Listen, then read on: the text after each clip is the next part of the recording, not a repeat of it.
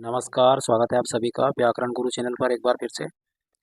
पिछले वीडियो में हमने पढ़ा था सममात्रिक छंद और सममात्रिक छंद के अंतर्गत भी हमने बहुत सारे छंद उसमें पढ़े थे, जैसे चौपाई छंद था हमारा, उसके बाद में हमारा गीतिका, हरि गीतिका, इस तरह से इन सभी छंदों को पढ़ा था। आज हम अर्ध सममात्रिक छंद देखते हैं।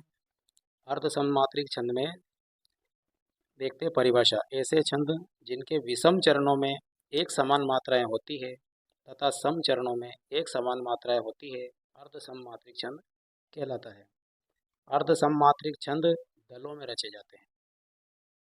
सबसे पहला जो हमारा जो छंद है इसमें वो है वर्बे छंद। तो वर्बे छंद देखते हैं इसमें। यह एक अर्ध सममात्रिक छंद है। इसके विषम चरणों में 12 एवं सम चरणों में 7 मात्राएं होती है। वर्बे छंद को कुरंग छंद, नंदा दोहा छंद एवं ध्रुव छंद भी कहा जाता है और गोस्वामी तुलसीदास ने अपनी वर्बे रामायण इसी छंद में लिखी है, ये हमें याद रखना है। वर्बे छंद के विषय में एक चीज और हमें याद रखनी है कि इस छंद के प्रवर्तक अकबर के 9 रत्नों में से एक अब्दुल रहीम खान खाना माने जाते हैं। अर्थात इस छंद को बनाने वाले जो है वो अब्दुल रहीम खान खाना माने जाते हैं। उदाहरण: प्रेम प्रीति को विरबा चले लगाई, सींचन की सुधि लीजो मुरझी न जाई। एक और उदाहरण: पहले 12 मात्रा 12 सात, यही विधि छंद ध्रुव रचु 19 मात्र। ये इसमें इस उदाहरण में इस छंद की पूरी परिभाषा दे दी गई है। देखो कैसे, पहले 12 मात्रा अर्थात इसके पहले जो चरण में हम देखते हैं तो इसमें 12 मात्राएं होती है, अर्थात इसके विषम चरणों में 12 मात्रा होती है, 12 सात, और उसके बाद में जो सम चरण बचते हैं उसमें 7 मात्राएं होती है और 12 और 7 को हम योग करते हैं तो 19। यही विधि छंद ध्रुव रचु, क्योंकि इस वर्वे छंद को ध्रुव छंद भी कहते हैं, यह भी हमने पढ़ा है। 19 मात्र, और कुल मिलाकर इनकी मात्राएं जो हो जाती है वो कैसे 19 मात्राएं हो जाती है, तो इसको इस उदाहरण में भी समाहित कर दिया गया है। एक और उदाहरण देखते हैं। उथल पुथल करे पेट ना पचे बात, मंत्री को पचे नोट बन सौगात। तो एक ये भी एक अच्छा उदाहरण है। अगला हमारा जो मेन छंद यहाँ से शुरुआत होती है, तो इसमें जो छंद हमारा बहुत काम का छंद है, ये बहुत इंपॉर्टेंट भी है, वो है दोहा छंद।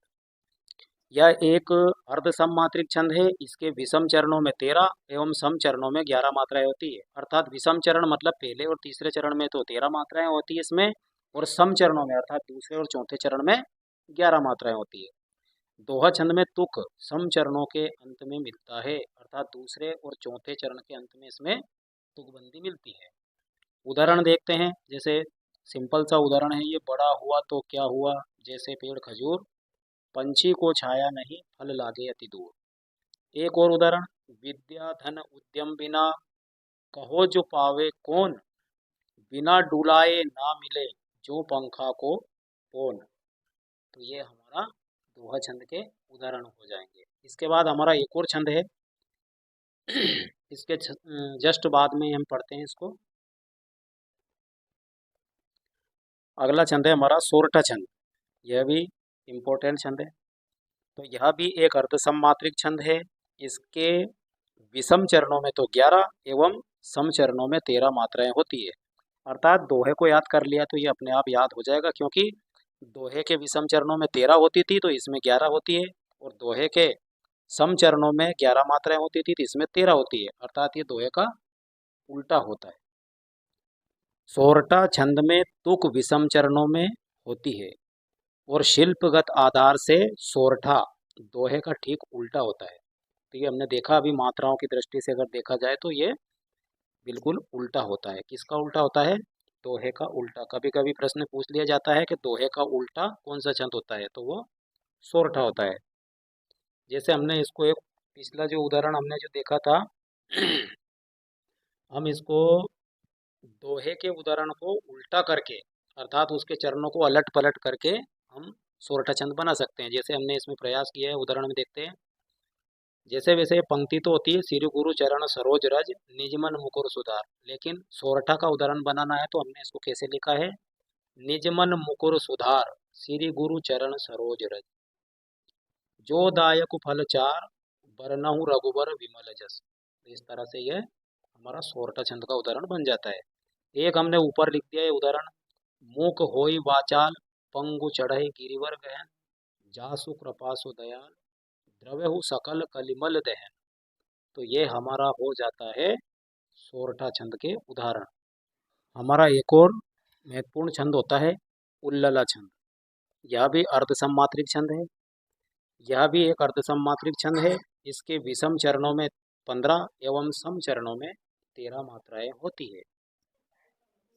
उदाहरण देखते हैं इसका, सब भांति सुशासित हो जहां समता के सुख कर नियम, बस उसी सुभाषित देश में जागे हैं जगदीश हम। एक और उदाहरण देख लेते हैं, हे शरद दायनी देवी तू करती सबका त्राण है, हे मातृभूमि संतान हम तू जननी तू प्राण है। तो ये हमारे उल्लला छंद इस तरह से पूरा हो जाता है। तो आज के वीडियो में बस इतना ही, और विषम मात्रिक छंद लेके आएंगे हम अगले वीडियो में बहुत जल्द। तब तक के लिए जय हिंद।